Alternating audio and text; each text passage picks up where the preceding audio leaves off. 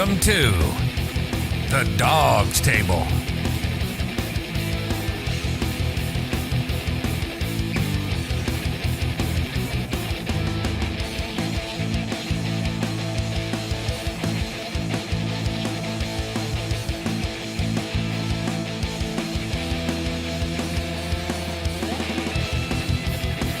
Get access to special guests,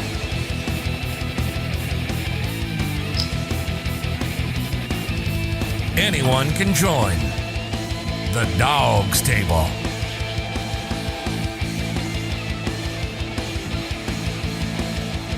Find the link to join the show in the comments when we go live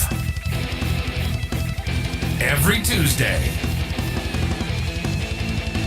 on YouTube, on Facebook,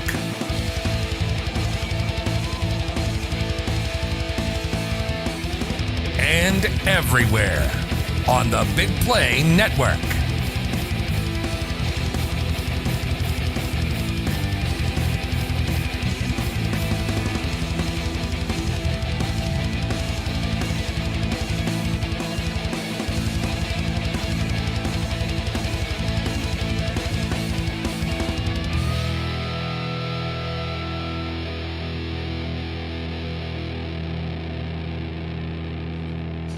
Here's your hosts.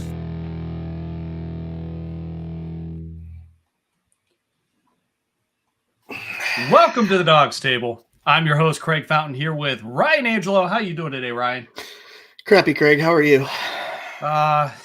Pretty crappy as well. Not the most fun Monday and Tuesday this week, or Sunday for that matter. Sorry we're a little bit late for you guys. We had some technical difficulties with the software we use to go live. But we're glad you're here now. We're glad we're here with you. If this is your first time joining us, we are a Cleveland Browns roundtable discussion show that anybody can join. About halfway through the show, around 9:30, we're going to post a link in the comments, and you can join the show and talk to us, video chat. If you're on Twitter, it's like Twitter Spaces. We've been doing this for a long time now, and we've always had a blast. So if you want to come on and agree with us, have a few comments, ask some questions, by all means, come on the show. We are brought to you by BIGPLAY, Labatt Blue Light, and Remax Edge Realty, the JC Group.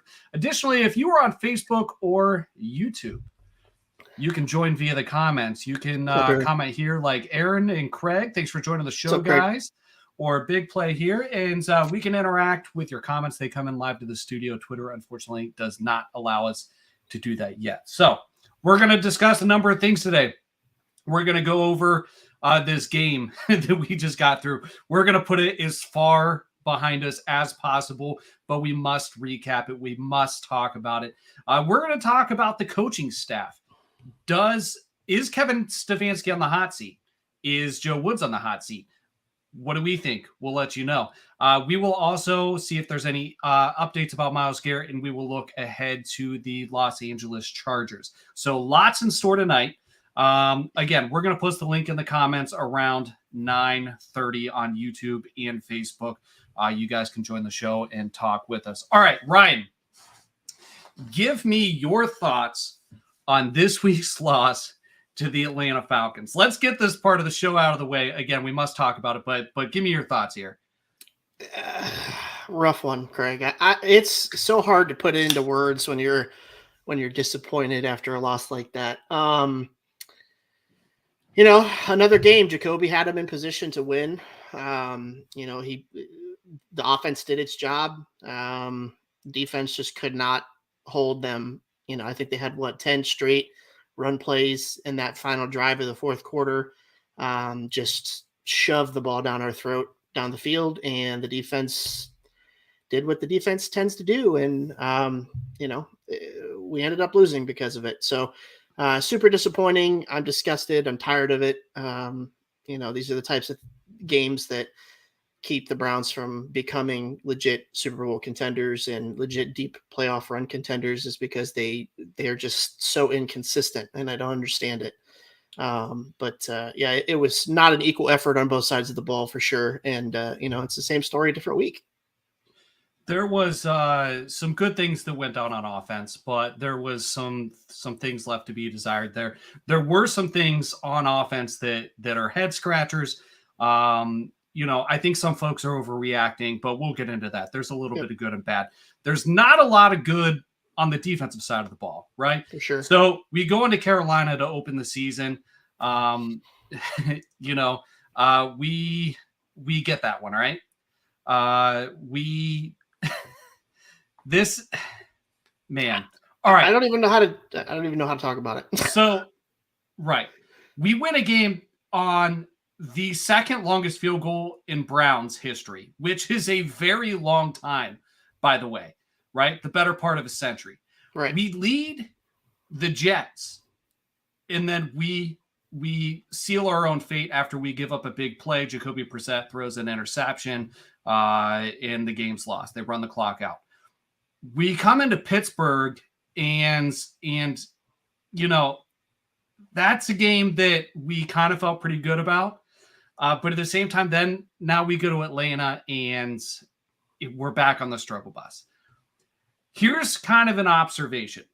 Let's just start big picture. The offense has been a little bit up and down. Right. For the most part, I would say 90% of the time we're playing well. We're playing well. We're productive. We're efficient. We're doing a good job. That other 10% is ugly. It is very, very, very, very, very ugly. But the defense has regressed progressively for 4 weeks in a row. Week 2 was not as good as week 1. Week 3 was not as good as week 2. This week was not as good as last week. Aaron says this was one needed with the upcoming schedule. Was hoping for 5-5 or 4-6 at the bye week. Hey D, how you doing? Thanks for joining the show. Yeah, absolutely. This was the easy part of the schedule. Remember? Right. This was the slam dunk. Oh, it's 3-1, 4-0. We're gonna go into week 7 at 5-1, 6-0 maybe. The question mark was the Chargers and Patriots, and DW was going to come back week 7, and we were going to go undefeated and win the Super Bowl and all that stuff, right? Absolutely. It does not look quite that way now. Now, I'm not a victory lap guy, all right? And I'm going to refrain from taking too hard of a victory lap, but those of you that tune in weekly know that this is on par with the upper end of my expectations for this period. And I'm actually very happy with where we are in certain phases of the game right now. I'm extremely disappointed in others because despite my pessimism that makes me not a fan to some of you guys, I don't think any of the viewers, but if somebody is scrolling past on their Twitter feed right now, I'm talking to you. I'm very impressed with things I didn't think I would be, and very upset with other things. I did not think that the defense was going to cost us 2 games and that we were going to be, we reasonably could have been 4-0. Could have, for sure. And actually the game we should have lost was probably the one in Carolina, right? Yeah. That's the game we should have lost. We should have, yeah. That was an unusual set of circumstances. That does not happen 10 times out of 10. Correct. Right. I mean, you want to say probably like 70% of the time that kick is made, or not even that. Hopefully. Yeah. I mean, maybe. I don't know how. I'd say that's probably a 50-50 kick. I mean, I mean, he's got the leg, but right. I'm just saying for any other team in that situation, it's probably a 50-50 whether they're going to make it or not. Sure. So here's what's impressed me so far this year. And I'm gonna bring this back around and wrap this back into this game. Ryan, you and I have a little bit of a Twitter riff going on. I don't know if people are tuning in for Dawgs Table host drama, but you and I disagree very strongly on Jacoby Brissett. Yep. I am. Aaron says 60% of the time it works every time. Right. Absolutely. So we all know my expectations for Jacoby aren't super high. And what I've been worried about and what I think is happening is we see in certain situations, he's going to collapse. He has a few game-winning drives and comebacks in his career. A few fourth quarter comebacks, a few game-winning drives. But if you look at his performance, if you do the splits by leads, trailing, or by a tie, he is exponentially better when leading or when we're tied than when we're trailing. And my argument this entire time has been the Browns have to start out hot. They have to control the clock, time of possession. They have to maintain a lead, and that's where he's going to be the best. That has been 100% true because we keep getting into the fourth quarter and dropping the lead, and then everything falls apart. Now, here's the main rebuttal that I get. The main rebuttal is Jacoby shouldn't be in that situation. If you're saying that, you are absolutely correct. He should not be in that situation. He should not have to bail us out in any of these games. But he is not equipped to do it if called upon, in my opinion. This is where he's going to turn the ball over. This is where he's not going to be efficient. This is where he's going to take sacks when he can't take sacks because he's too scared to throw an interception. This is where he gets indecisive under pressure and throws an interception. We've seen it twice. Twice he has thrown an interception to seal the loss, so to speak. Should we be in that scenario? No. But we have to do our best to keep him out of this right. Scenario. And one more thing, and then you can chime in and tell me I'm wrong. You're fine. In my opinion, through 4 games, we have seen Jacoby Brissett's ceiling, in my opinion. We have seen him play efficient. We have seen him complete the bulk of his passes. We have seen him be smart with the football. All this is done with a lead or a tie without an incredible amount of pressure. Things are going to change over the next few weeks, and it's not going to be as easy. And I am terrified that A, we've seen Jacoby's ceiling, and I believe we do.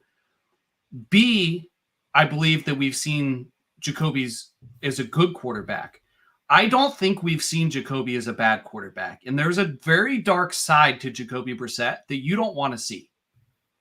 And I'm scared, and we'll talk about it more when we look towards the Chargers. But I saw some of it coming out at the end of the game. More so than in the Jets game. I am very impressed with our passing game so far, but those situations are going to lose us football games. The defense is it's not working.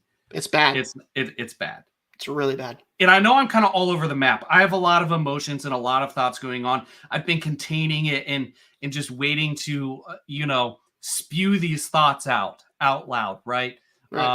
So Ryan, cut me off.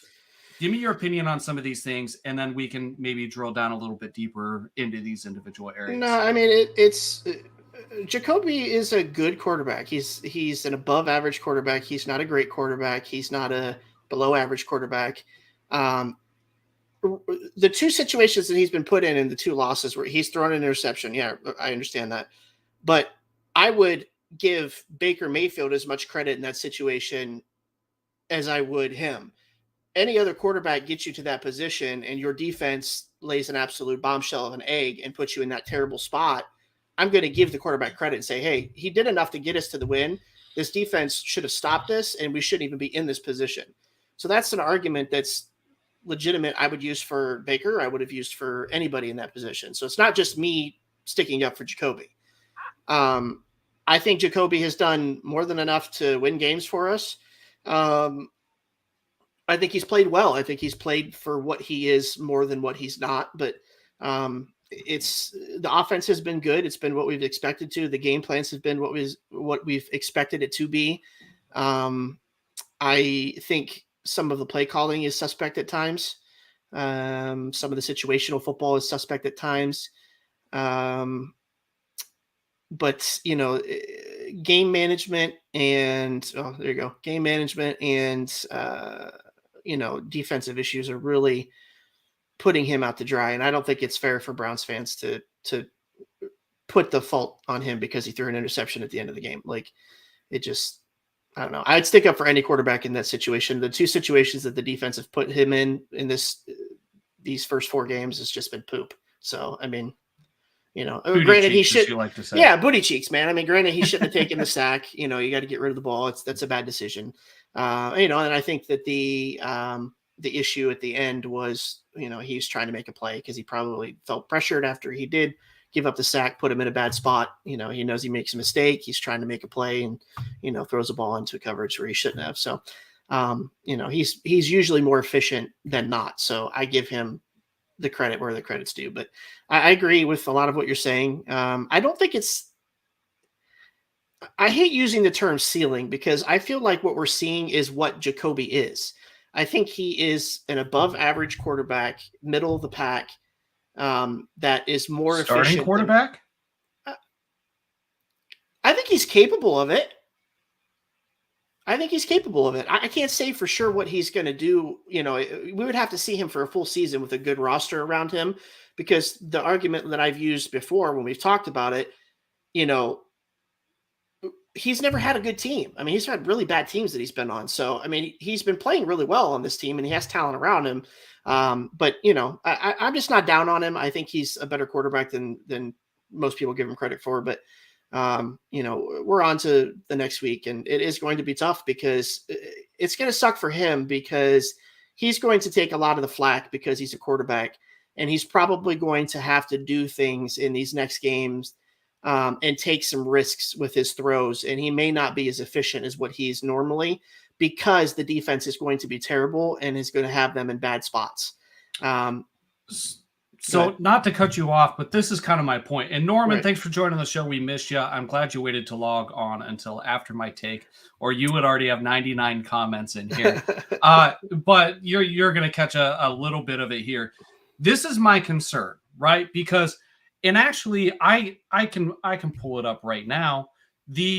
When Jacoby Brissett is, when the Browns are trailing, Jacoby Brissett's quarterback rating is 61.1. When we have the lead, it's 84.8. When we're tied, it's 104. But that's a skewed number, though. Listen, it's a skewed number because he threw 2 crucial interceptions on boneheaded plays where a conservative quarterback made a boneheaded decision to throw the ball twice. It is skewed.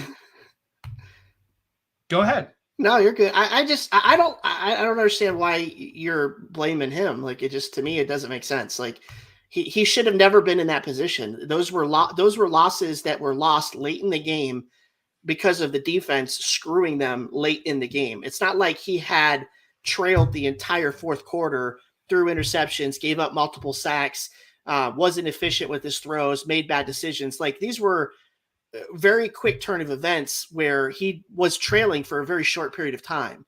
So, like, I understand your point as far as throwing the interceptions goes, but it's not fair. Like, it's not fair. All right. And here's one thing I'll give you. His completion percentage is relatively unchanged. It's almost identical. Doesn't matter what the script is calling for. It doesn't matter what position we're in the game. Right. It's going to hover between 63 and 66%. It's not very different.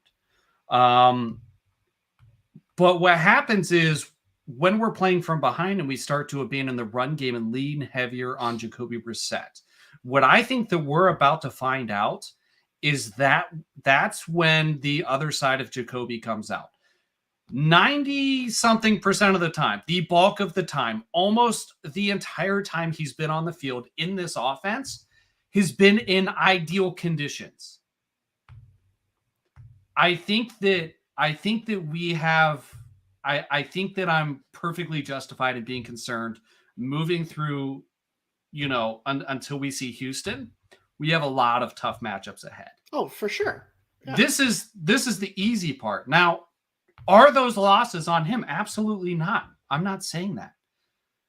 There are some play calls where I've been like, I don't know about that. But ultimately, Kevin Stefanski is, and we're going to get into this when we start talking about coaches being on the hot seat. Kevin Stefanski has done an outstanding job putting Jacoby Brissett in the best position to succeed. Right. Sometimes that is not possible, and that is when we are trailing and when he is forced to try to chase points, especially at the end of a game. Right, but that's a defensive issue. It's a defensive issue, but it's also a Jacoby Brissett issue. Like, we can acknowledge, because you can put any quarterback in that position. If the defense is absolute dog shit trash, you can put any quarterback in that position, and they're going to make mistakes. They're going to do things that they normally wouldn't do because they're trying to put the game on their shoulders. Like, I'm more concerned about our Pro Bowl all-world defense going forward than I am our backup quarterback, who I know in my head is an average, to above average at best quarterback, not performing up to par for the rest of the season. I mean, I know what I'm going to get out of Jacoby, but I don't know what I'm going to get out of my defense because they're not performing at the level that they should be. And that's more concerning to me than what he's going to do on offense, because they're still going to have the same game plan no matter who they play. They're going to run the ball heavy and they're going to pass in certain situations. So, I mean, mistakes are going to be made no matter what. No quarterback is perfect. And it's just unfair to him that he's going to get super criticized moving forward because our defense is going to play like absolute dog shit. And we're probably going to get trashed in a bunch of these games coming up. And I just think it's crap, but that's just my opinion. Yeah. But I understand. Well, I understand your argument. I do. Yeah. So here's what I think. I think that for the most part, Jacoby has played outstanding. But the conditions have been ideal. Kevin Stefanski has played to his strengths and put him in the best position to succeed. Right. And this actually lends to the argument that Kevin Stefanski's play calling is okay. Mm-hmm. Albeit even if it's not great, it's okay. Yeah. But if we start trailing, I foresee issues, and our Twitter rift will continue. We will continue to yell at each other because we are not going to agree on this. We'll see as time goes by. I hope I'm wrong. I don't think I get it. I don't think our offense is explosive enough. I don't think we have enough. I don't think we have the wide receiver core to match explosive teams like the Chargers when they. And you have been pounding your fist for give me more talent in the wide receiver room. Here's something. So we finally saw David Bell start to get involved a little bit. That's encouraging. Not as quickly as we would have liked. He's not a PPR fantasy monster like Jarvis Landry, where we thought he was going to come in and plug and play. Right. And just be that guy. Amari had a tough task with Terrell against Atlanta. I'm not going to hold that against him, even though my thoughts are well documented on Amari. Great receiver, elite at certain things, but relatively average. Right. If you look at the wide receiver ones, 1 to 32. Right. DPJ had some clutch plays, but we're not throwing the ball a ton. We're throwing the ball about 30 times a game, and only because we have to, and that's not the plan. Right. It's Jim Tressel ball, right? We talked about that before. I mean, that's essentially what Kevin Stefanski kind of plays is Jim Tressel ball. Pass it in certain circumstances and run heavy. And that doesn't work against teams like the Chargers and the Chiefs and stuff like that. If your defense is top tier and is shutting those teams down, sure, that's a good enough offense to keep you in a game.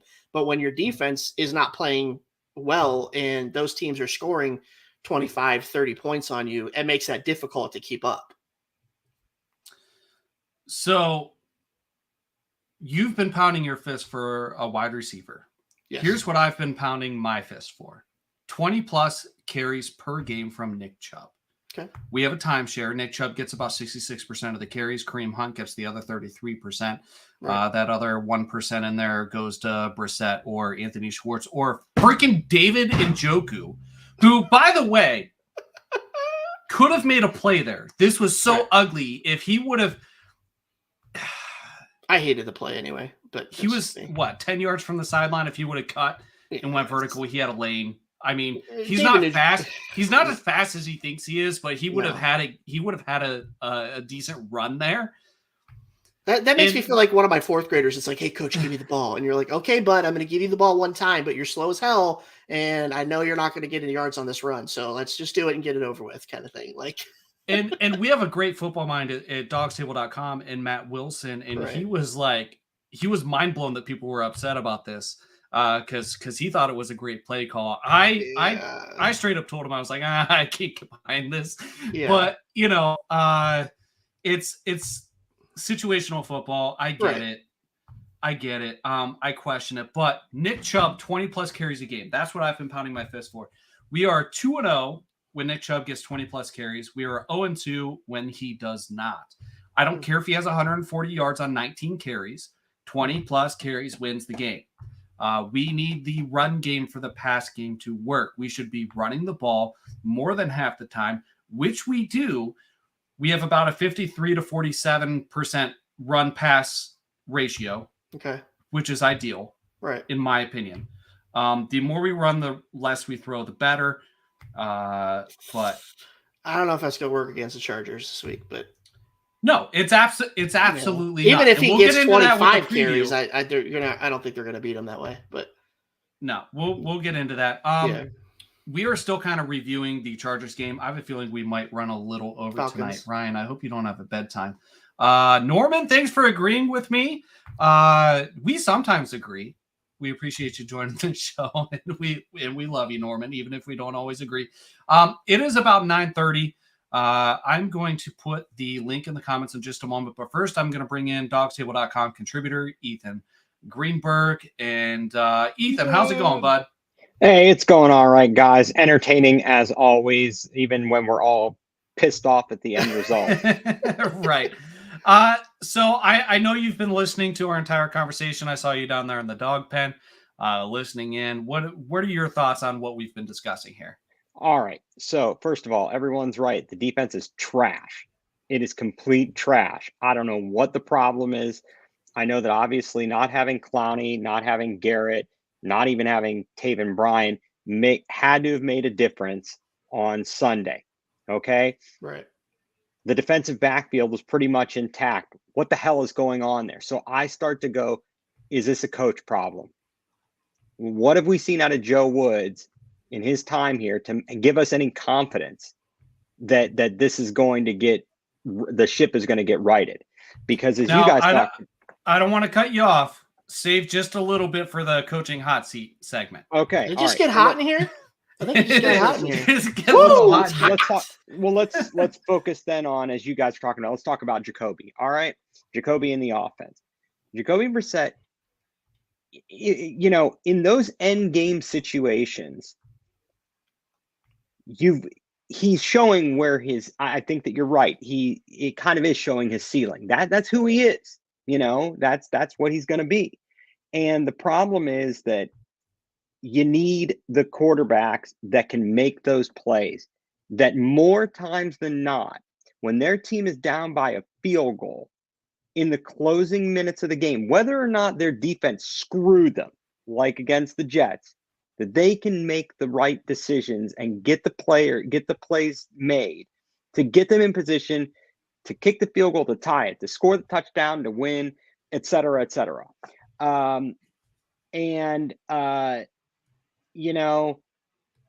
Stefanski, it's a head scratcher. You sit there sometimes and you're like, what is he doing? And then you look back at the film and you're like, maybe he did know what he was doing. We don't know because we aren't down on the field to be able to pick his brain, unless we could actually sit with him and watch the film and review and say, what were you thinking here? Which he's never going to tell us. We got no business knowing that stuff. But I certainly question some of the decision making. Sometimes you get lucky and it works. Other times it doesn't, and then you're just disgusted. You're exasperated like Tony Grossi, and you're begging for the 3 points. I don't know that. I mean, that would have. It's hard to say. Oh well, the fact that you went for it down there in the first quarter, made all the difference in the game. Yeah, I don't know about that because the whole complex of the game changes. If you have 3 more points earlier on, maybe the Falcons have done something different. It's hard to say. Right. Hindsight is 20/20. Yep. And the Brissett thing, we have got to make it easier on him to not be put in those situations. That comes back to the defense. Absolutely. 100%. I agree with you there.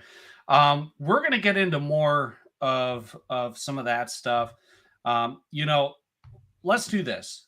Let's go to the Dogs of the Week. It's going to be a little tough. It's going to be a quick segment this week. But we're going to go ahead and give our Dogs of the Week. Now, if this is your first time joining the show, every week we do our Dogs of the Week. It's an offensive and defensive MVP, but we also feature an adoptable dog from the City Dogs of Cleveland. And when we do that, that's when we'll give our MVP picks. Kind of tough in a week like this, but we're going to do it anyways. So here we go. This is our City Dogs of Cleveland Dogs of the Week. Here we go.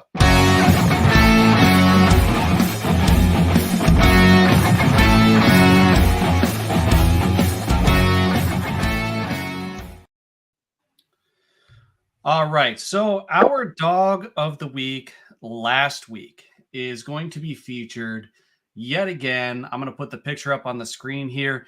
This is Cameron. He's a sweet dog. All he wants in life is just a companion to hang out with. And he's about 5 years old. His favorite thing is just to hang out and get butt scratches.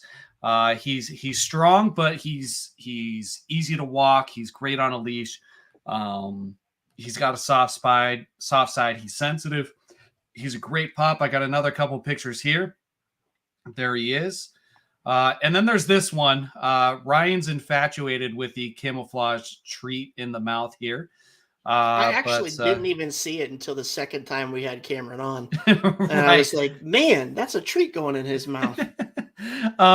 So that is Cameron. He's about 5 years old and weighs 76 pounds. I do have the contact information here for City Dogs of Cleveland. This is not Cameron on the photo, but here it is. You can reach City Dogs of Cleveland at City Dogs CLE on Twitter, at City Dogs Cleveland on Facebook, or on the phone. You can call them at 216-664-3476. Hey, Mom. I don't think my mom's ever joined the show. She's like, what is this about? She's like, I keep seeing you do this every Tuesday for like 3 years. What are you doing? Thanks for joining the show, Mom. Mom is a Pittsburgh Steelers fan. Go easy on her. But she's a Pittsburgh Steelers fan. She was raised that way. It's not her fault. But I broke the mold. I was the black sheep. I was like, nope, not for me. Yeah, that is Cameron. Let us know if you need help getting a hold of the City of Dogs of Cleveland. We would gladly connect them with you if it would make things easier. All right, so let's get into our offensive and defensive dogs of the week. Ryan, who is your offensive dog of the week? It's a hard one. I mean, unfortunately, I got to go with the low-hanging fruit, and I just picked Nick Chubb. He had a good game, efficient as always. It was a tough one to pick anybody on either side of the ball for me this week. Yeah, I went with Nick. I think he just is so good with the ball in his hands, man. Ethan, who would you go with? Well, it's tough. Again, it was a tough week when we lose the way we lose like that. It's always tough, no matter when you lose. It just stinks. I'm looking at the stats here, and I didn't even realize Njoku led the receiving yards. He did 73 yards. That's pretty impressive. He had an unimpressive, run there that wasn't so good. He's getting to be consistently in the passing game, so I'm going to give it to Njoku. Good pick. Outstanding pick. I'm gonna have to go with Ryan. It's the low hanging fruit for me. There's only so many bright sides in this game. Justin, thanks for joining the show. Hey, Justin. There's only so many bright spots in this game. Really, to me, Nick Chubb has shined in every game this year, and it's really hard to ask anything more of Nick Chubb than to maybe get a couple extra carries from Stefanski when he doesn't eclipse that 20th carry. But, man, is he good. And all right, sidebar here. I am astounded, absolutely astounded that he is second in the NFL in rushing this week. And the guy that's on top of the list is Saquon Barkley. I don't think it's going to last. No. But that is insane. And I think 350 plus out of Saquon Barkley's almost 500 yards are yards after contact. His yards after contact, I think, would be good for like, I don't know. I think it's top 10 in the NFL overall, but that's insane. D made me a GIF because did you see the Kareem Hunt stiff arm? I don't remember. Kareem Hunt had a nasty stiff arm. We're gonna have to I'll have to show you guys the replay. But yeah, can't run the ball if they don't give him the dang thing. That is absolutely true, D. True. All right, I'm gonna go first on defense, and this is tougher than offense. I'm going to go first because I'm going to take the low hanging fruit. You guys can do whatever you want, but Denzel Ward had an interception. I know he graded highly, but I don't accept that. When you look at PFF, didn't he get graded like a 96 or something? Like, I don't accept that at all. No. I don't accept that. But he had the interception. He had a takeaway. So I'm going to go ahead and give it to Denzel Ward. Ryan, who you got? I accept that choice because he did it right after I called him out on Twitter. So I was happy about that. I'm going to go with Jacob Phillips. I think he had a pretty well-rounded game. Obviously the middle of the defense struggled there at the end of the game to stop the run, but he led the team in tackles. I believe he had 6 total, 1 assisted. So 7 tackles total or whatnot. But yeah, I mean, so he had a decent game. I mean, it's hard not to pick the guy. He's led the team in tackles on defense, and he filled in for your starting middle linebacker that's out. So I'll go with it. Are we hitting a weird Tim? Thanks for joining the show, but no thanks. Tim, link is in the comments if you want to join the show. We'd be happy to talk to you. Tim was on. So for those of you that are new, Tim was on a ton when I first started the show. He's absolutely outstanding. I wish we would get to talk to him more. Ryan D put the stiff arm in the comments if you want to go back and watch it. Are we getting to the point where the eyeball test is transcending analytics more and more often? Because Jacob Phillips is terrible when you look at analytics, right? So what him and who else were they grading? Who's the other defensive tackle? Help me out here. Elliott. Jordan Elliott, right? I'm getting my stats mixed up here. Rochelle Wright. And then you have Elliott. Who was the other defensive tackle? Togiai. For some reason, I was thinking Isaiah Thomas. No. Man, I'm getting my stats mixed up because I think our interior defensive line was ranked 125 and 126 out of 126. I know what you're talking about. For some reason, I was thinking Jordan Phillips graded poorly. No, I think it was Elliott. I think it was Jacob Phillips was okay. All right, never mind. Forget I brought it up. They were all bad. Ethan, who do you got? All right, so we're back. Talking the defensive side of the ball. I'm going to agree with Ryan about Jacob Phillips, and mostly because, for the most part, he was in a tough spot out there, wearing the green dot, filling in. Now for Anthony Walker, he's in a tough position. He did lead the team, or tied for the lead in tackles with JOK at 7. So I'm going to go with Phillips as well. All right, so there's our City Dogs of Cleveland Dogs of the Week. Let's move on. Let's move on. Sorry, I am multitasking. I'm posting the link in the comments yet again. There's no excitement behind that whatsoever. Barry always complains because on Facebook and YouTube, the link to join the show gets buried. Like, as people comment, the link disappears. So I wanted to post it again in case anybody, Tim, wanted to join. But all right, so let's get on to the hot topic. Kevin Stefanski is facing a ton of criticism. Barry's watching. I didn't think Barry was watching. He literally just put, there it is. That is great. Okay. Barry. All right. Kevin Stefanski his name is all over social media, and people are calling for his head.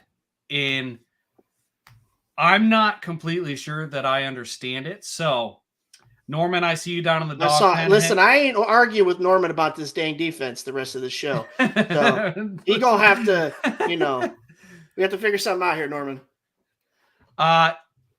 Justin's right. Justin was very much on Stefanski's ass all last season. He was. Norman, I see you down there in the dog pen. Hang tight for just a second. So let me give you my bird's eye view take, and then you guys can give yours, and then we're going to bring Norman in, and we can drill into these specifically if we'd like. Stefanski's play calling is just fine for the most part, in my opinion. There are a couple times where I want to scream at the TV, run the effing ball. And there are a couple gadget plays here and there where I'm like, probably shouldn't have done that. That seems silly. The Njoku one. The Njoku one looked awful live. You go back, you watch the film. If at one point he cuts up the field, he's fine. He's golden. It's a great play. But maybe some of that might depend on, game planning, preparing these guys, knowing if you're going to run the play, and coaching a guy that doesn't need to have vision as a runner from a running back perspective to be able to, convert there to actually execute that play. Some of those things will drive us nuts. Nobody's perfect, but I think that for the most part, Stefanski's play calling is just fine. There's a couple things that he can improve on. Number one, limit the gadget plays, in my opinion. Number two, run the ball a little bit more. You can never run the ball enough with Nick Chubb and Kareem Hunt. Keep it going.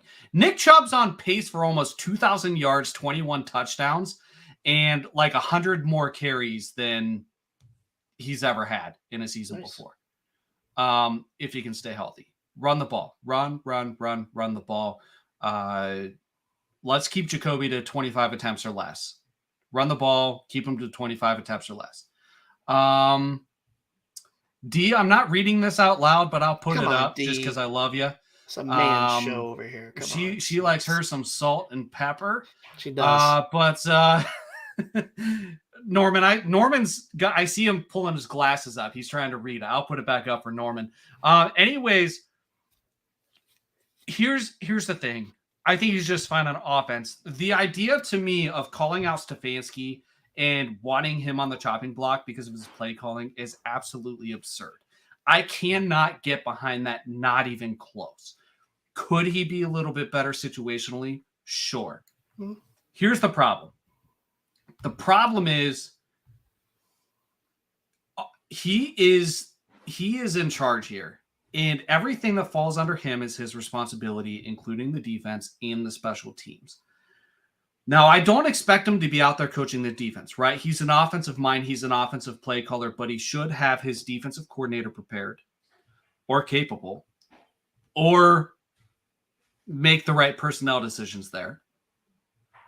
He should hold that person accountable for how prepared the players are, how accountable they are, how smart, tough, and accountable they are, right? We know what type of capability our defensive personnel has, and that's an elite unit.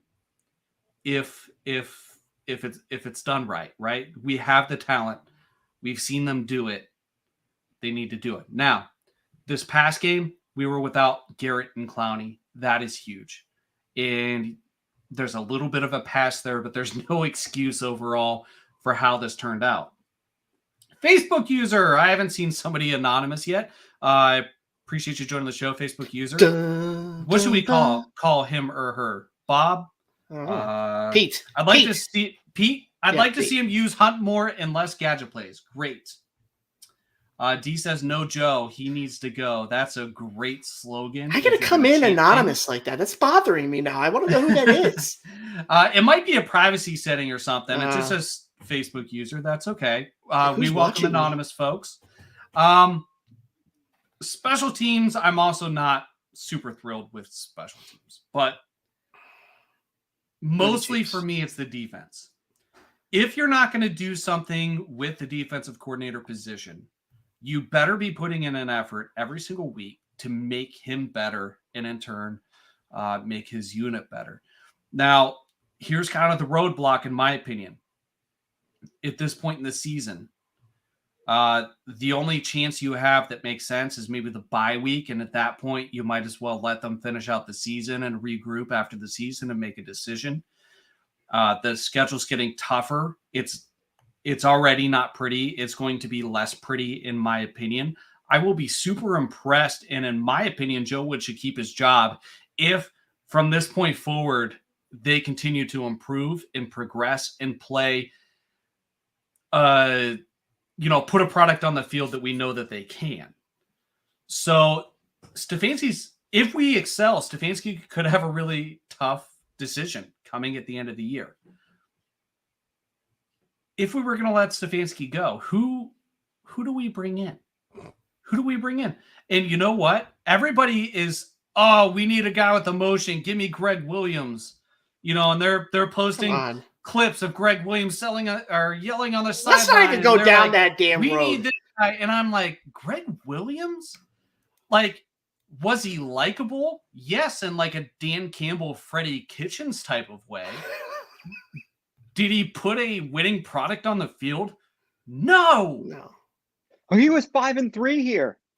Yeah. No. Freddie Kitchens was 5-3 as offensive coordinator, interim or whatever. I don't know. That was a wild season. Just like scratch that off the list of shit that matters. Right. All right. I'm getting emotional. We're going to bring Norman in a minute. Reel it in. Ryan, yes. Give me your opinion, then we'll go to Ethan. Then we're going to bring in Norman, and Norman's going to tell me about myself. I just have a feeling.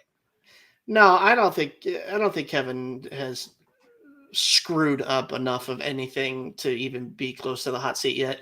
Oh God. I just threw up in my mouth. I'm sorry. Now I know why they're anonymous. Yeah. Somebody is trolling right now. That's what that is. That's a troll comment. For those of you that can't see the screen, I'm going to say what that person said. He said, we need Urban Meyer. You know who that is, Ryan? That's Benjamin Albright coming after you. Oh my God, Ben. Is that you, Ben? Just show yourself. No, Kevin's not on the hot seat. He does have some brain farts in some situations where he probably shouldn't, for being a intelligent guy. For example, the 3 consecutive passing plays when you catch a ball at the 1 yard line and, like stuff like that. Like, I even said in one of my tweets that, Kevin's losing this game for the Browns right now. He left some points on the field. That happened, and it really bit them at the end. But he's not a terrible coach. You can tell the difference between what we've had in the past and what we have in the coach now. I think it's just low-hanging fruit and a popular thing for Browns fans to just automatically want the coach gone. I think we have a much bigger problem with our defensive coordinator than we do our head coach. So, Norman, don't shake your head. I'm gonna. Can I mute Norman? Can I just take him out? Take him out. Craig, are you still there? Did we lose Craig? He's probably on a bathroom break. Go ahead, Ethan. What's your opinion? Well, all right. So first of all, I don't think Stefanski should be on the hot seat yet. Not yet. Not right. After the trash that has come through here before him. They've set the bar so low that he's nowhere near that level. Yes, like you said, he left points on the board, so on and so forth. So I don't see it happening. And all these people who, the same people that are clamoring for them to make a change at coach are the same people who yell about the owners because and all the constant turnover, in the front office and stuff. You can't win. Yeah. You can't please everybody. Right. And I think that I'm going to have to agree with you. I know Norman's not going to agree with us, but this defense is suspect. It's been suspect for multiple years. I want to know what defense Norman's watching, because he's shaking his head no. I want to know what he's watching. So whether it's the coach or the players that are screwing up, somebody is screwing up on defense on a regular basis. All right. And it needs to be fixed. Right. And I mean, the thing is a lot of people are going to say, oh, well, it's the players. They have to execute. There's a lot of, like Tyvis Powell. Tyvis Powell is really, he's broke down a lot of the breakdowns in the secondary, and he's pointed out this is a communication issue. This is on this person, right? We get that. But when those things continuously happen over the course of multiple seasons, that's on your defensive coordinator to nip that in the bud as soon as he sees that bad habit starting. So when you start making mistakes at that level that cause people to lose games, he's got to understand that I have to step in at this point and make the change so that this doesn't happen in the next game. Like you just don't wait until the end of a season. So that's where it ultimately falls on the coach. So, the scheme and all that stuff can be argued. I mean, there's people that know scheming and defensive schemes much, much better than I do.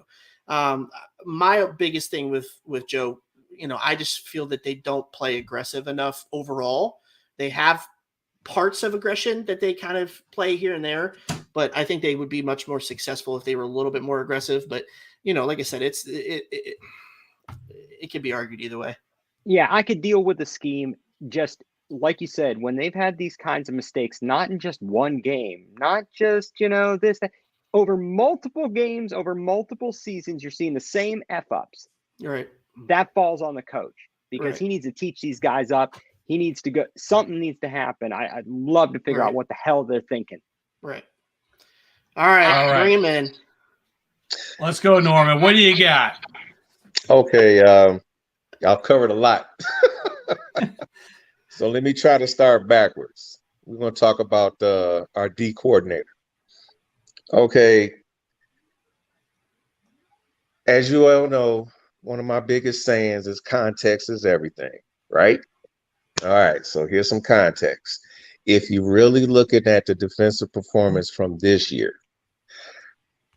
you notice that there are different circumstances going on as far as defensive failures. To me, the low-hanging fruit when people get mad about something is always to blame either one of the assistant coaches or the head coach. And usually when they blaming those people, they have no idea who they would even suggest to replace that person. They just want to see that person gone.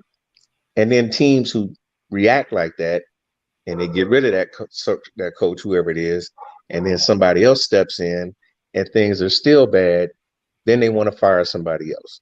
So we kind of went through a lot of that the past decade or two, and people were getting all over Jimmy Haslam for that high turnover in coaching and front office. All right.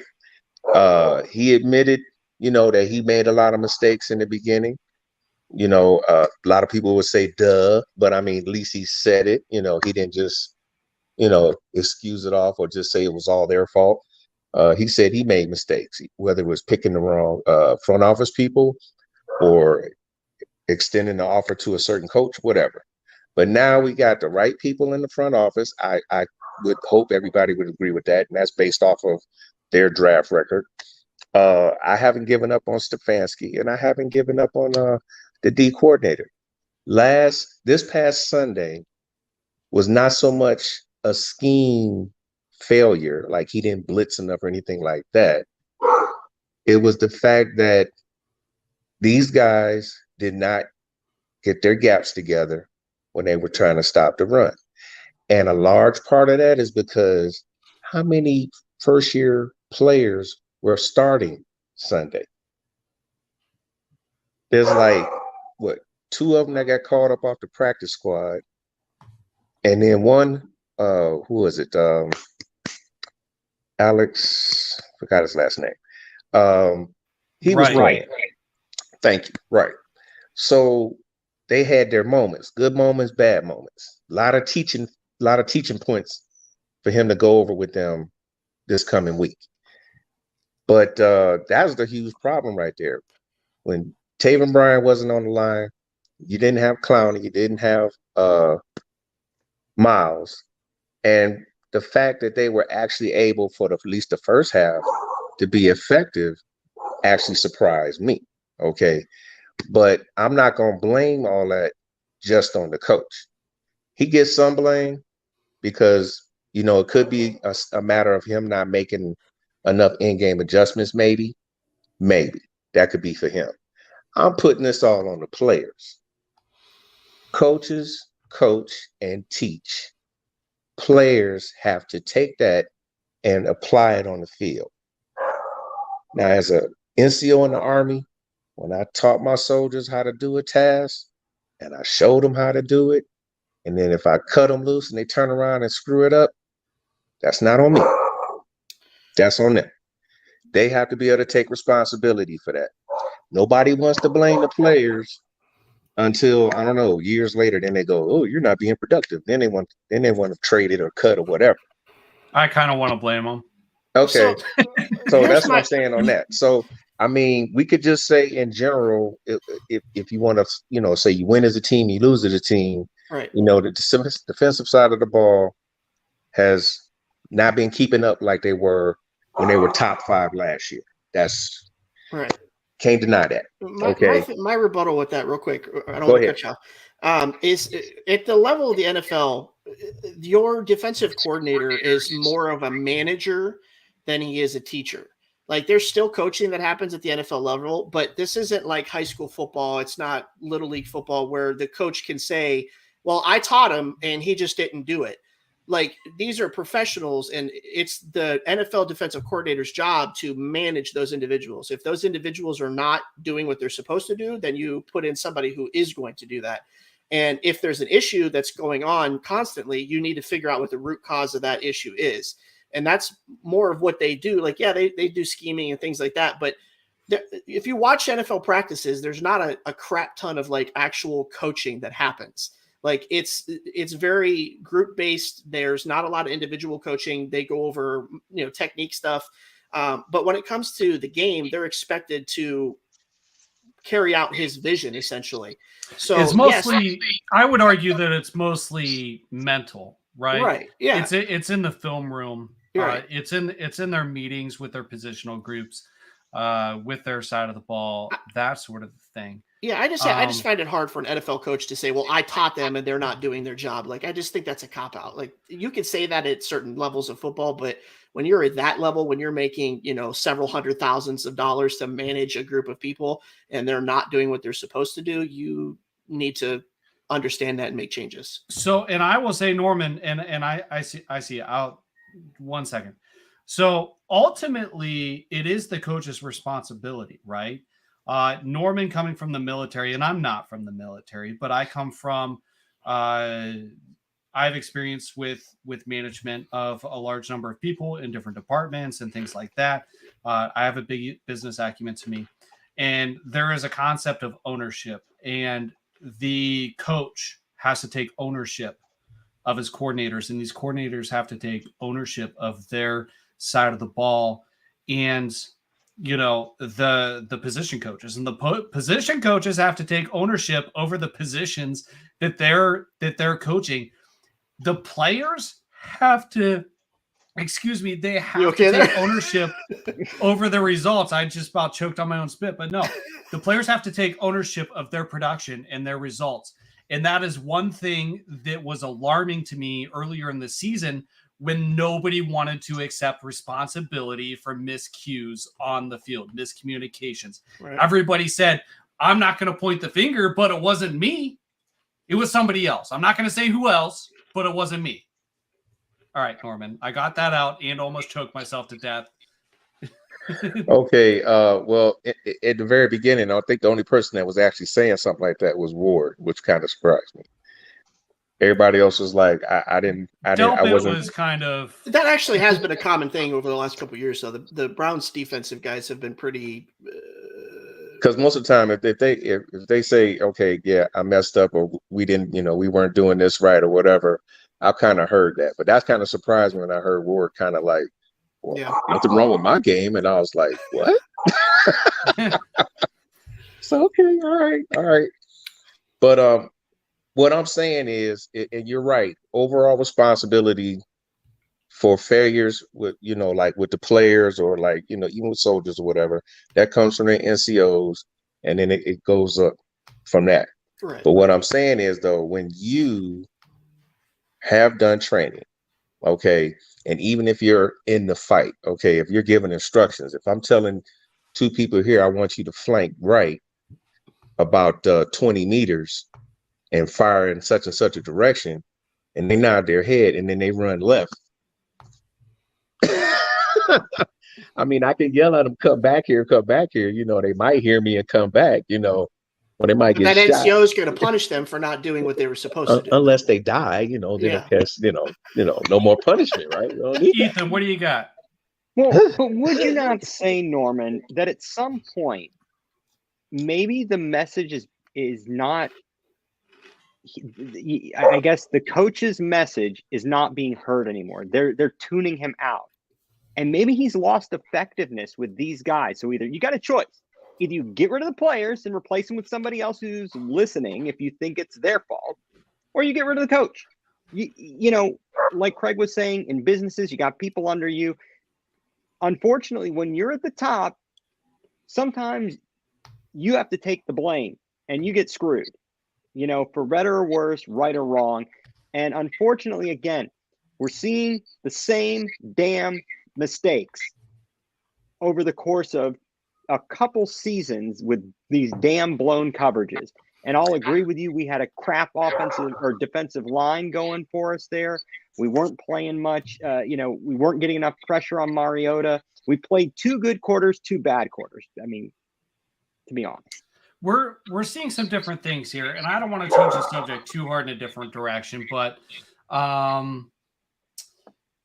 Patrick here said, now being critical of the coach, he can't play the fence either. Has to go full McVay, win now mode, or resign. I would say that's more of a Barry Les Snead thing. You have that iconic photo after the Super Bowl of Les Snead wearing that T-shirt that said "F them picks," because they mortgaged their future to win the Super Bowl now with Matt Stafford as opposed to Goff, right? Right. And I think that we are there, right? Like, we traded for Deshaun Watson. We said F them picks in the most literal sense possible. Now, something that Patrick said before, I think it was Patrick, was Kevin Stefanski, I think, had a little bit of a reset button that he didn't ask for when Barry made the Watson trade, right? They knew that this wasn't going to be a full season with Watson. I firmly believe that they knew that Watson was facing some sort of punishment. I don't know if it fell within the realm of what they expected or not.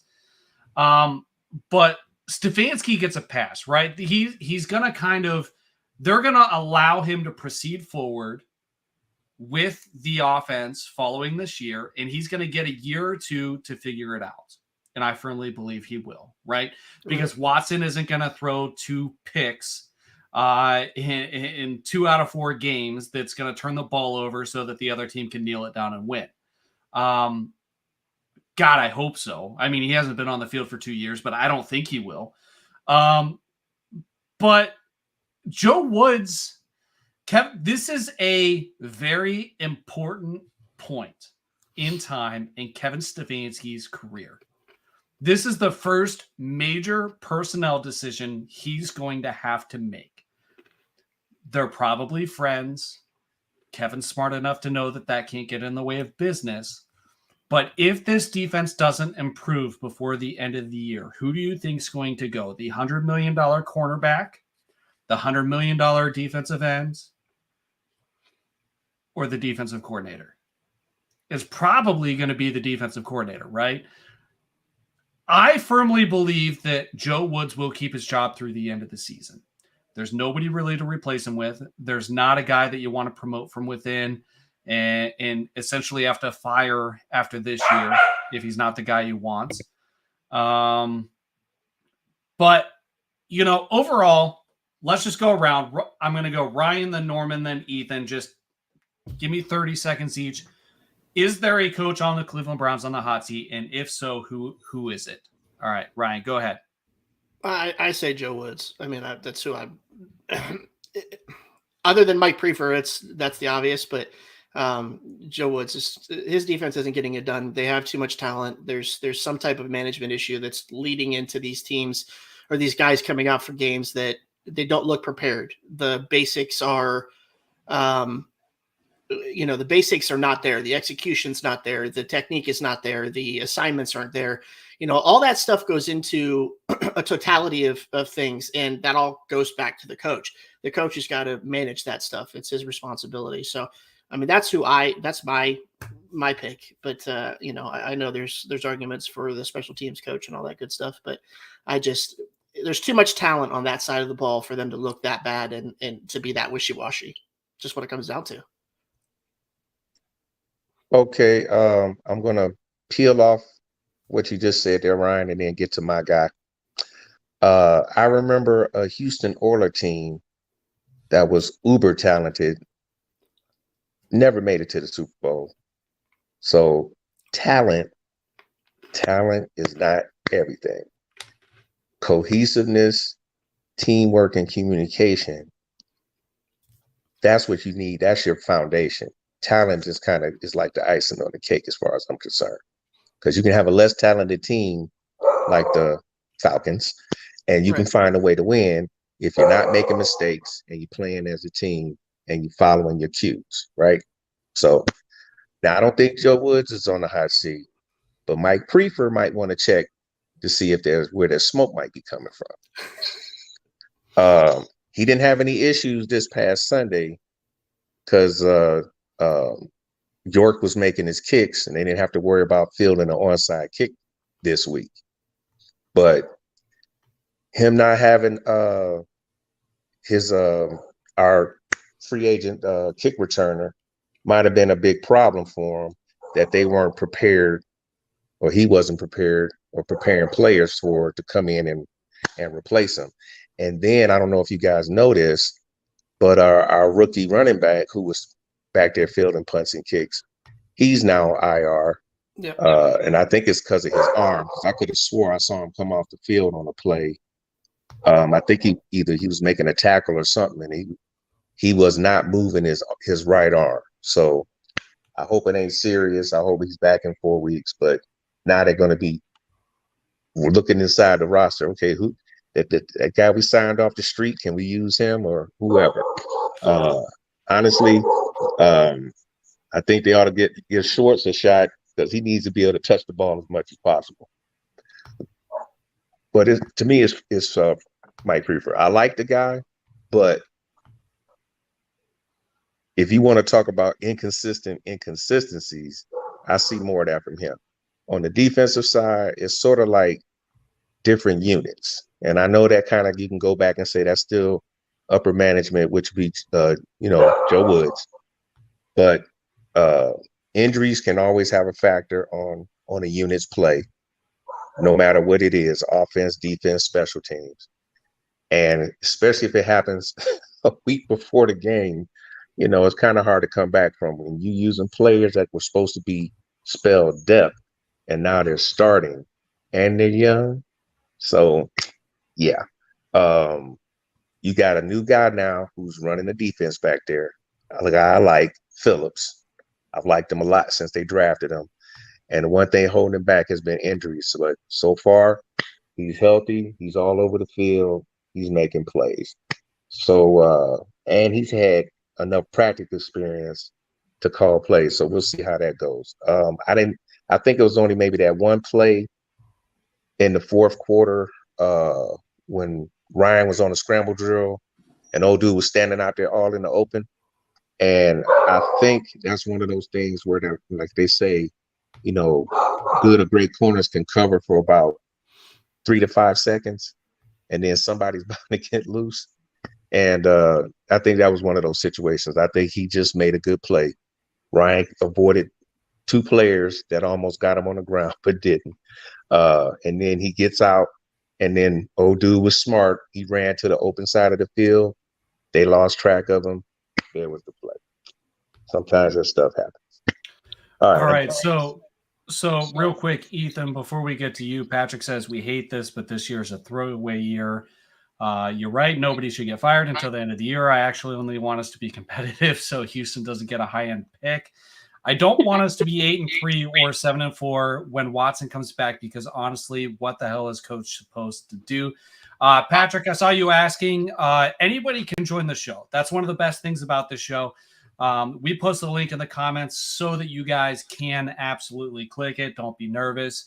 If you come in, you're not just going to pop up on the screen. I'll see you pop up at the bottom, and then we'll bring you in, and you can give your take if you'd like. If not, we hope you join us every Tuesday at 9 and join at some point in time. All right. Ethan, give me your take on if a coach is on the hot seat and who. And then there's like 2 more subjects I want to get into. I don't want to take a whole lot longer with the show, but let's hear your take, and then we'll kind of move on. All right, real quick. The stovetop is turned on to high, and unfortunately, the fire is lit on right now under Joe Woods. Prefer is very close behind.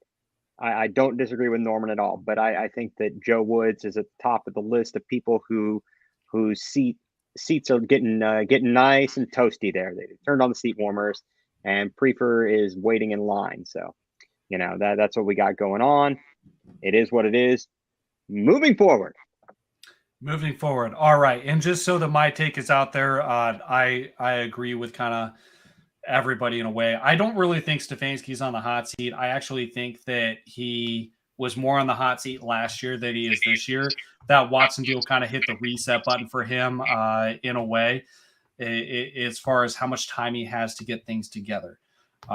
The ownership has been much better about, giving these guys a chance. At some point, if Stefanski doesn't make a decision, though, Haslam may be like, all right, it's time. It's time. You're hovering over the ledge. You're like, I'm going to push you over it. Go fire Woods. Hopefully Stefanski comes to that on his own, unless we see some ridiculous amount of improvement before the end of the year. And even then, it's going to be a conversation, right? So, in special teams, I think is right there with Joe Woods. I know, Ethan, you have special teams just under. I think they're right there. And I think it was the color guy on TV, like the commentary guy or whatever. I think it was him that I heard say, I don't understand why teams are kicking touchbacks against the Browns. Boot it to the 5, let them take it out. They're going to go down at the 15 or 20 or fumble the football, essentially. So, I think that we have personnel issues. I think that we are putting a lot of stock, and we talked about this in preseason, and I was harder on some of these guys than a lot of people, but Felton, Schwartz, those guys, I think that we're giving them too much credit from a hybrid perspective to where their utility, we can use them in different phases of the game. Now, obviously, they tried to solve that with Jakeem Grant, but he went down at a point in time where we still had to make those roster decisions as if we had never acquired him. So I'm not giving too much of a pass there. I don't know if he was here. Obviously, none of us know what the difference in production would be, but I think that it would be better. Regardless, that unit is not doing very well. Justin says Stefanski has 1 full year with Watson or he's gone. It really depends. He would really have to shit the bed, in my opinion, to have that happen. And you know what, Patrick, going back to your comment, 8-3 or 7-4. I appreciate you joining the show for the first time that I know of, because you're commenting here. But this, in my mind, would be a gift from the football gods. I've said it over and over again. Some people have higher expectations. I think Ryan had higher expectations. Norman did. Ethan, I'm not sure about. But, that would, in my opinion, be a gift from the football gods. If we come back 8-3 or 7-4, I am ecstatic. I am so happy. I am going to be happy if we win 2 games before Watson comes back. Now, something I see on social media is that's a loser mentality. It is for a player. It is not for a fan or an analyst to have a loser mentality, because you're pessimistic on the outcomes coming forward. So as a fan, they're going undefeated. For me, when I take off my fan hat and I put my analyst hat on, I'm hopeful for 2 wins before Watson comes back. There's a big difference there. And that's okay. That's okay, because I hope that I'm wrong. And I've been saying that a lot. All right. Let's move on to the next few subjects. Well, Justin says they have too much money in Watson for it to be any longer if he doesn't make the playoffs. Ooh, we're going to have a lot of interesting conversations if this defense doesn't show up for the remainder of the year. If this defense doesn't even get back to where they were last year, the sky is going to be falling. The world is going to be on fire all off season. It's going to be interesting. Getting Garrett and Clowney back is going to be helpful. The timetable for each is unknown. I don't think that they ever actually planned to play Garrett last week. I think it was kind of like, we're not going to show our cards type of deal. It has since come out that, reportedly he has like an AC joint sprain or something in a shoulder. That's a 2 to 4 week injury. We could see him this week. I would not be surprised if it wasn't till New England or the following week that we see Myles Garrett. Hopefully we see Clowney back before then. P says, will be interesting to see if star players look elsewhere if the season ends up in a dumpster fire. They're going to be selling the Watson acquisition hard when it comes to free agency, because we only have so many draft picks moving forward. So maybe we do need Urban Meyer for recruiting. We'll just keep him away from the players and just have them recruit or something. Norman, real quick. Sorry, I muted you. Sorry. Oh, no, I was saying I saw that comment come up there when it said Urban Meyer. And I was like, well, we can hire him to run the special teams. He was right, good with that at Ohio State. I agree, but that's also what got him in trouble in the pros. Keep him away from Cade York's leg. Oh my God, come on. he kicked a kicker. That was college. He won't do that in the pro. No, he did do it in the pros. He did in Jacksonville. I actually think there's a lawsuit from Josh Lambo, who was the kicker in Jacksonville, for kicking. What did he say? He said, don't effing suck or something like that. He kicked him while he was warming up. Yeah. I mean, it was something to that effect. Oh, Yeah. my God. We need Urban like we need hookers and blow. We were missing Barry tonight. Barry's in a different state right now. He's in a different area. Oh, my God. Florida. All right. Special teams. Jerome Ford went to IR, correct? Ankle injury. Okay. So Andy Isabella is available. Now, I don't understand the Andy Isabella infatuation that we have had for 2 years as Browns fans. Someone responded to me and said, it's the guardrails. It's the guardrails. Like, so,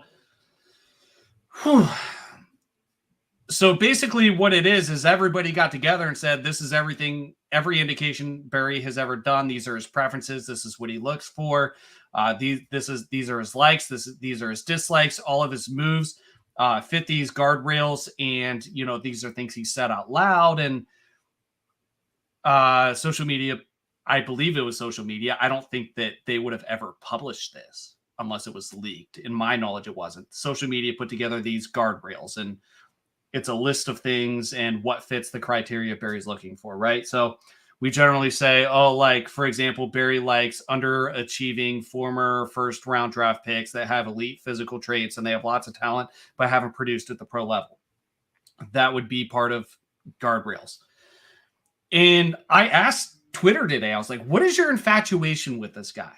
Like, this guy isn't anything special, right? Like, he just got cut from the Arizona Cardinals. He's had 33 career receptions. He's fast. We get it. He went to Ohio State. He's from the Cleveland area, and he's fast. What else does he have to offer? I think we already have one of those on our teams, and it's Anthony Schwartz. And somebody alluded to this earlier. This is where maybe Anthony Schwartz gets his chance to earn his keep. Jerome Ford is out. Jakeem Grant is out. Demetric Felton is, I don't know. Is this where Dearness Johnson gets to earn his keep since he isn't getting the handoffs? What do you think, Ryan? I don't know. I mean, the only reason they would bring in Andy Isabella, he played in Massachusetts, by the way. If they right, but he's from Mayfield, Cleveland. Yeah. So the only reason they would bring him in is if they don't feel they have anybody that can return the ball. I mean, if they have no faith in Schwartz, they have no faith in Dearness. I mean, they're not going to bring him in, I don't think. But that would be the only reason. He's not going to do anything for your wide receiver room. He's a more experienced David Bell essentially at this point. So I mean, there's no reason for it. Okay, so that is a rumor that's going around that I wanted to throw out there. So we got that. We got the fact that Garrett is potentially a 2 to 4 week injury. This would be week 2 from his car accident, which was weirdly divisive on social media. We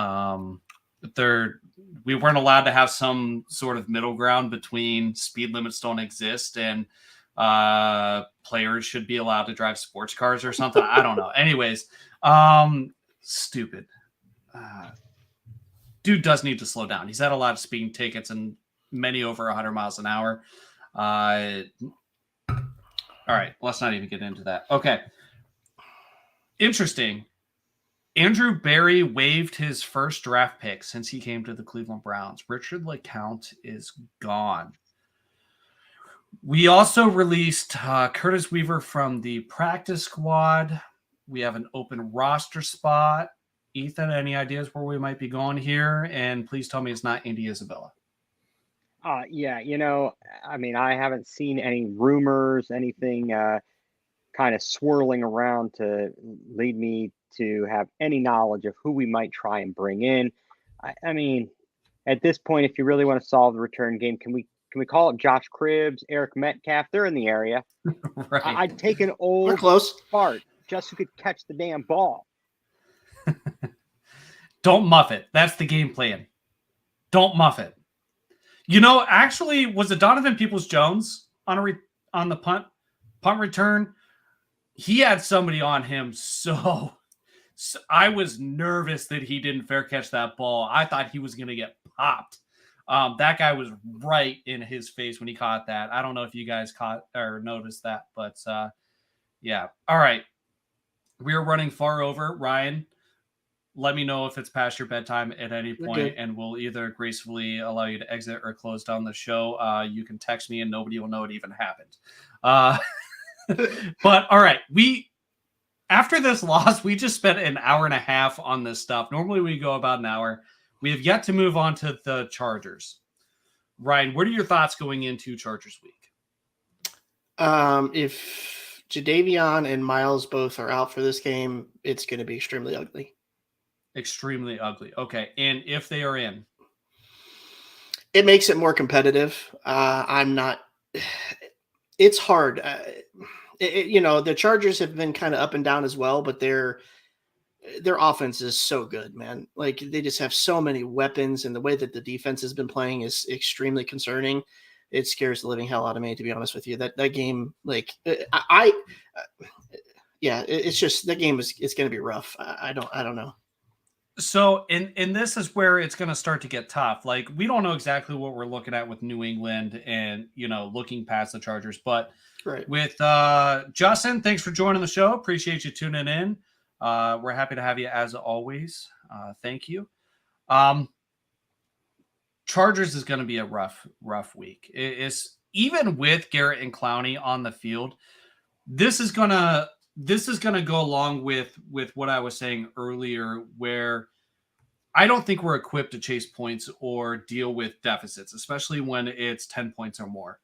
And you will literally have to score first and go score for score with them in order to be competitive in this game, regardless of whether Clowney and Garrett plays or not. I don't think this is one where, we kick a field goal, the Chargers score a touchdown, and we take a 4 and out that at that point, to me, from what I've seen this season so far, and where the Chargers are on offense compared to us, I do not see a scenario in which we can come back there. It could get very ugly very fast. Now, do we have a track record of winning games that we shouldn't win and losing games that we shouldn't lose? Absolutely. And I actually haven't even looked at the line for this game. I don't want to know what it is. I know the Steelers are like 14 points underdogs next week. I have no idea what our line is. So, I don't want to know. Justin Herbert dealing with some injuries. Their wide receiver core, always a little banged up. But to me, with the way Denzel Ward has been playing, it scares the daylights out of me to have Mike Williams, potentially Keenan Allen on the field. They have outstanding depth in wide receiver. They have DeAndre Carter. They have Guyton. They have Palmer, Josh Palmer. They have Gerald Everett at tight end. Like they have weapons. And Justin Herbert,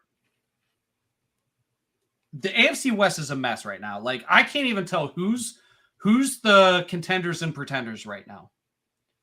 Look at the Raiders, right? They look like they're awful, but are they? I don't know. Justin Herbert has that Patrick Mahomes type arm where you're like, that doesn't even make sense. Like you could be a physicist and struggle to make sense out of some of these throws and how the ball ends up where it ends up. He is so good. I am scared to death of the Chargers. Ethan, this time I'm going to go to you first, and then Norman's shaking his head, so I'll go to him after that. Yeah, I'm absolutely scared of the Chargers. Basically, if we, it was going to be a tough task anyway, defensively. But if we're going to, if we don't have Garrett and or Clowney, we are going to get smoked. They are going to eat us alive. They will pass the ball all the way down the field and roll all over our asses, and they will run it down our throat if we're not prepared. I have a very bad feeling about this weekend, but as always, we'll hope for the best. And I mean, although guys, would you agree that last year, but for a bad call, some bad breaks, a couple little things out in San Diego or out in Los Angeles, we should have won that game? Yeah, that was a big game last year. And actually, and just for a second, I just looked up the line. And just real quickly, I'm sure I could find it in real time, but yesterday the Chargers opened as 3.5 point favorites, which is shocking to me that Vegas is giving them just 3.5 points. I was expecting 10 points or something like that. Norman, you agree with Vegas at least more than we do. Real quick, give me what your thoughts are. Okay, first of all, did you guys see this team play the Jaguars? Not us. I mean, Jaguars. Okay, listen. Hold on. So, okay. Watching them this year, they are not as awesome. Most of the teams this year aren't, which is a good thing for us. Now, I'm looking at this game from a standpoint of the same game plan that they had Sunday is going to be the game plan for this coming Sunday. Control the ball, especially now when you start playing with these elite quarterbacks. The less time he's on the field, the less time he has an opportunity to hurt the team. And I'm not seeing us having a lesser run game than the Jaguars did. And they were able to put it on them. So I'm pretty sure we can do the same thing. I also feel like this is going to be one of those times. I know he's probably saving it for either the Ravens or the Bengals. having Kareem and Hunt, and Chubb in the backfield more often. But I've been kind of noticing a trend. Every time those two are in the backfield, it's either a huge first down or somebody scores. So that's coming. That's coming. I think he's just percolating with it. But I'm not scared of the Chargers. I respect them, but I'm not scared of them. And I don't think these guys need to be scared. What they probably are is pretty pissed off that they let this one slip away from them, and they're going to be at home. So I think their pride is going to be up, and they're going to come out and show out. Now, if we have either Garrett or Clowney or both of them back, that's even better. Okay, because then that means one of them can lay a lick on Herbert, and the more times he gets knocked down, even if it ain't a sack, the better it's going to be when it comes to executing the offense. The only person on that team I'm scared of is their running back. Eckler. Okay. Because he kind of reminds me of Christian McCaffrey. But if they can contain him and force them to try to, throw their way out of stuff, we might be able to get onto something. But the main thing I think is going to win us the game is keeping the ball control. So far this year, the Chargers are averaging 307 yards passing a game. Yeah, and I think that sorry, Norman, there was a little bit of an echo, so I've been muting and unmuting you. I didn't mean to cut you off. Real quick. So I think that one of the keys to this game is definitely going to be holding Herbert from scoring 4 freaking touchdowns on us, right? Like, he's going to get 1 or 2. He's going to. If we can keep him to 1 or 2 touchdowns and keep the ground game in check on defense, that is going to be the key to winning this game. Now, I agree with Norman. We can run the ball on the Chargers, but here's the problem. And this is what the horse I was beating to death the first half of this show. If we have to abandon the run game to chase points, we are going to turn the ball over and we will not be able to catch back up. Now, I am very, very, very hard on the Jacksonville Jaguars because my brother is a diehard Jaguars fan and we do an NFL podcast. I am very hard on the Jaguars. They're balling out this year. I don't understand it at all, but they are. So I'm going to take the Chargers handling them or, playing what happened with them with a little bit of a grain of salt. Jacksonville lost to the Eagles last week. Another team that I really don't understand, to be honest with you. But the key is definitely going to be able to run the ball, not let the deficit get too wide. Don't turn the ball over, right? These are very, very elementary, keys to the game, that almost anybody could make. It's going to be fundamental football. We can run on them. I just don't think it's going to be enough. It's going to be tough, and Norma's not going to like my prediction for this game. But Herbert's got rib cartilage injury. He's banged up. If Clowney and Garrett plays and we can get some pressure on him, that is huge. Norman's absolutely correct. That is huge. Last week, though, what did he throw for? I think he threw for 4 touchdowns with that injury, and he's healing. Eckler rushed for 140 yards. And Eckler rushed for 140 yards. And the way our defensive backfield has been playing, I am not optimistic. It's going to be tough. It's going to be very tough. It's going to be very tough. Ethan, give me your thoughts. Well, I'm right there with you. I really think we're going to have a difficult time. Norman, you've almost got me sold. You really almost have me sold and feeling positive. But, I think that in as much as I don't know, I'm just very concerned about the defense. I think that we're going to have to, like Norman talked about, I think we've all talked about ad nauseum, is just control the ball, keep the game tight, keep it close, and hope we can pull something out. The Jags beat the snot out of them. I don't know if we can take something out of their playbook. I don't know what they did exactly because I didn't see the game, but this could be tough.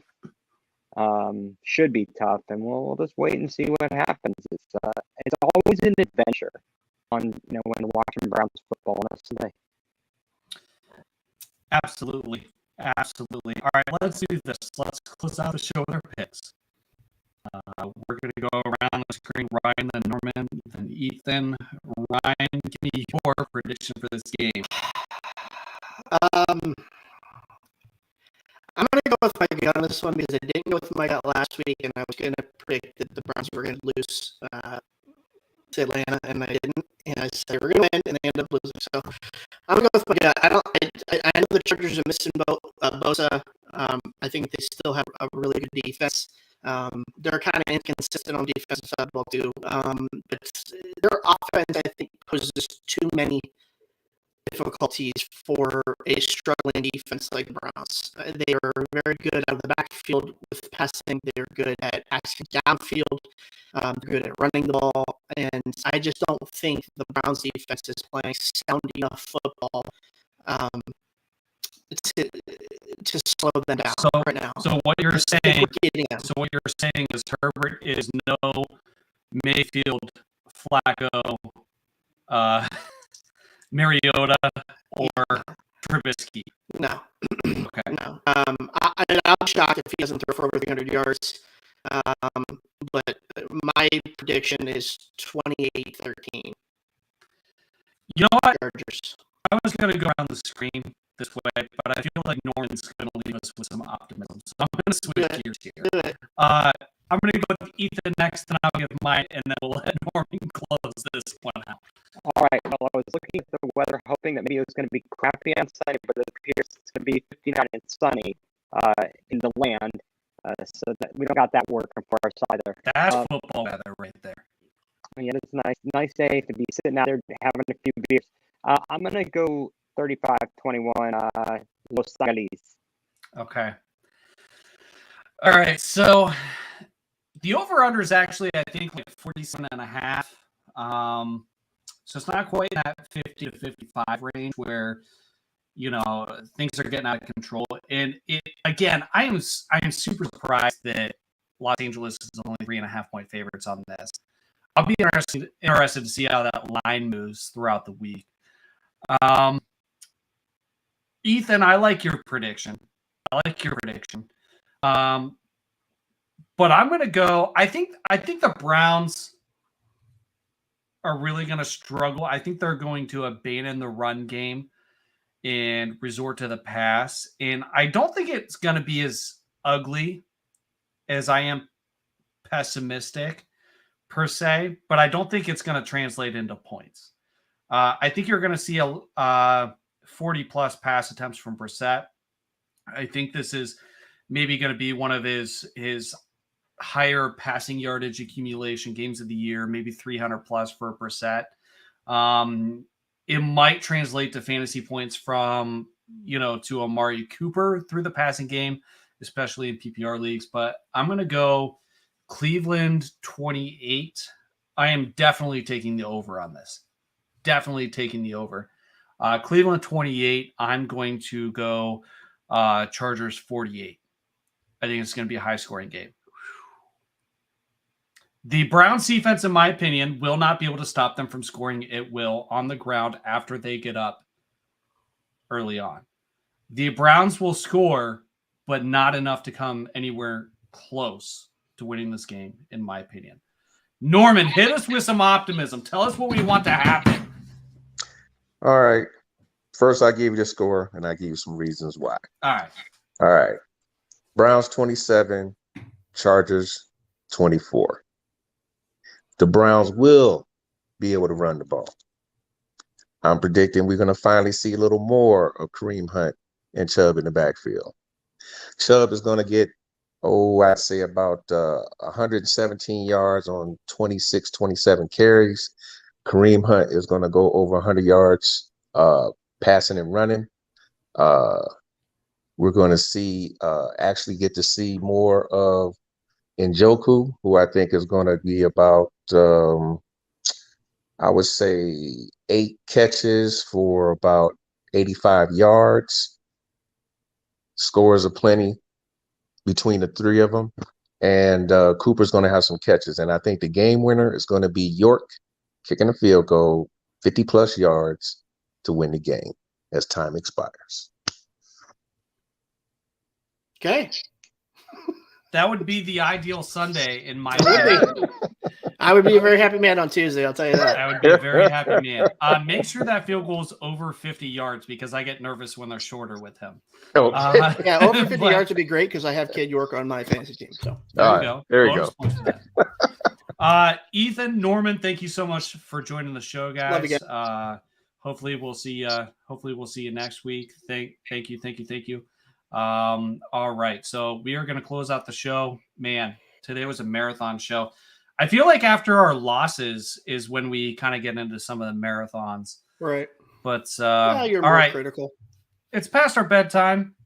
We are going to close out the show. We are the Dawgs Table, a Cleveland Browns roundtable discussion show. We go live every Tuesday at 9 p.m. on YouTube, Facebook, and Twitter. We are a part of the Big Play Network and brought to you by Labatt Blue Light and Remax Edge Realty, the JC Group. And that's it for tonight. Until next time, go Browns. Go Browns.